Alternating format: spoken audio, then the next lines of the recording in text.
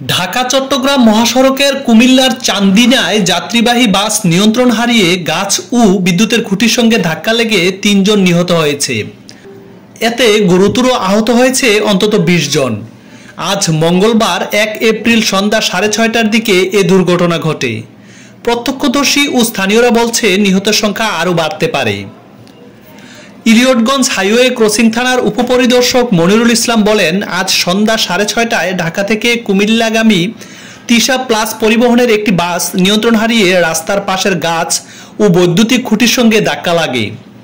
এতে ঘটনাস্থলে একজনের মৃত্যু হয়। পরে আহতদের উদ্ধার করে চান্দিনা উপজেলা স্বাস্থ্য কমপ্লেক্সে নিয়ে যাওয়া হলে সেখানে আরও ২ জনের মৃত্যু হয় বলে জানা যায়।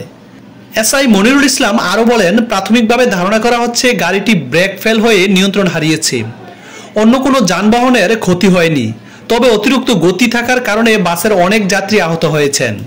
Chandina fire service station master Baharul Islam জানান, তিশা প্লাস পরিবহনের বাসটি ঢাকা থেকে যাত্রী নিয়ে কুমিল্লা যাচ্ছিল।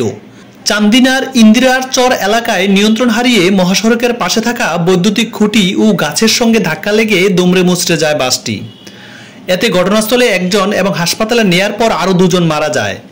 আহতদের উদ্ধার করে চান্দিনা উপজেলা স্বাস্থ্য কমপ্লেক্স সহ আশেপাশের হাসপাতালগুলিতে পাঠানো হয়েছে। তাৎক্ষণিকভাবে নিহতদের পরিচয় পাওয়া যায়নি।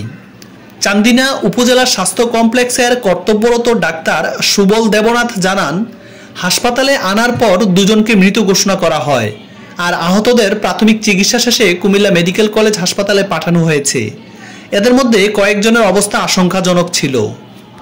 পারি না, আইসা দেখি গাড়ি দৌড়াদৌড়ি করতেছে, তারপরে আসছি, আইসা দেখি গাড়ি অ্যাক্সিডেন্ট করছে। তারপরে গেলাম ওখানে ঘুরে নামাইলাম অনেকজনে।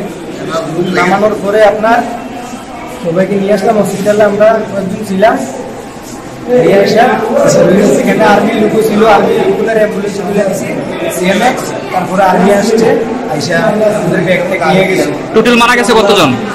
মারা গেছে এখানে ২ জন আছে, আর গাড়ির ভিতরে কয়জন মারা গেছে ওইটা বলতে পারি।